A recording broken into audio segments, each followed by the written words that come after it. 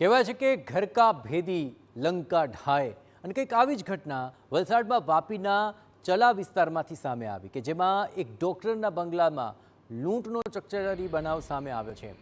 વલસાડમાં વાપીના ચલા વિસ્તારની ભાગ્યોદય સોસાયટી નજીક આવેલા બંગલામાં લૂંટની ઘટના ઘટી ગઈ, જ્યાં એક પ્લમ્બર બનીને આવેલા શખ્સે ડૉક્ટરના ઘરે બે મહિલાઓ પર જીવલેણ હુમલો કરી લૂંટ ચલાવી।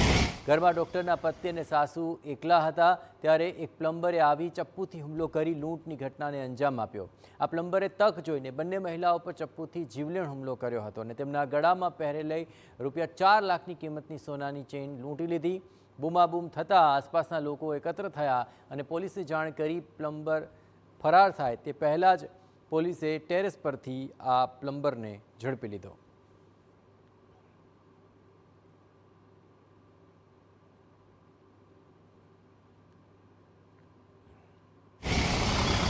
ઘરમાં ડૉક્ટરના પત્ની અને ડૉક્ટરના સાસુ બંને ઉંમરલાયક મહિલાઓ ત્યાં ઘરમાં હાજર હતી અને બંને ઇજાગ્રસ્ત હાલતમાં હતી। પોલીસે તાત્કાલિક એ લોકોની પ્રાથમિક પૂછપરછ કરી અને સારવાર માટે મોકલી આપેલા। પ્રાથમિક પૂછપરછમાં જાણવા મળેલ કે એમના ઓળખીતા મુન્ના પ્લમ્બર નામના માણસે એમને ઈજા કરી છે અને એમની સાસુની ગળાની ચેન લૂંટી છે અને આરોપી છે એ ઘરના ઉપરના ભાગે ભાગ્યો છે। તેથી તાત્કાલિક પોલીસ ઉપરના ભાગે પહોંચી અને આ ઘટનામાં એક આરોપીની પોલીસે ધરપકડ કરેલ છે। જે આરોપીની ધરપકડ કરેલ છે એનું નામ છે સનાતન ઉર્ફે મુન્નો। આ ડૉક્ટરના વર્ષો જૂના વિશ્વાસનો પ્લમ્બરે ગેરલાભ ઉઠાવ્યો।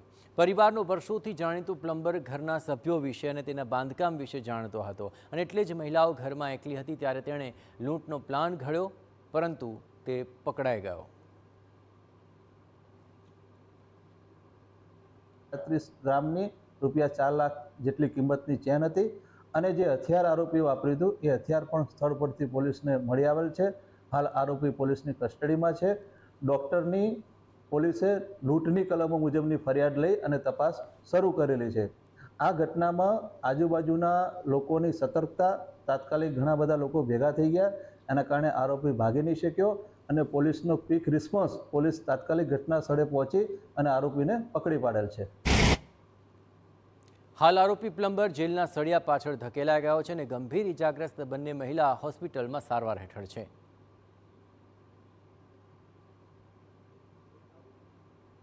આ ઘટના ચાલુ હતી એ દરમિયાન કોઈ માણસે તાત્કાલિક પોલીસને ફોન કરેલો અને પોલીસ પણ તાત્કાલિક જ ઘટના સ્થળે પહોંચી ગયેલી। ઘટના સ્થળે જ્યારે પોલીસ પહોંચેલી ત્યારે બંને મહિલાઓ ઇજાગ્રસ્ત હતી। બંને મહિલાઓને પ્રાથમિક પૂછપરછ કરી અને બંનેને સારવાર માટે મોકલી આપેલી અને આરોપી જે દિશા તરફ ભાગ્યો હતો એ ઘરની ઉપર પોલીસે ગઈ ત્યારે રૂમ અંદરથી બંધ હતો।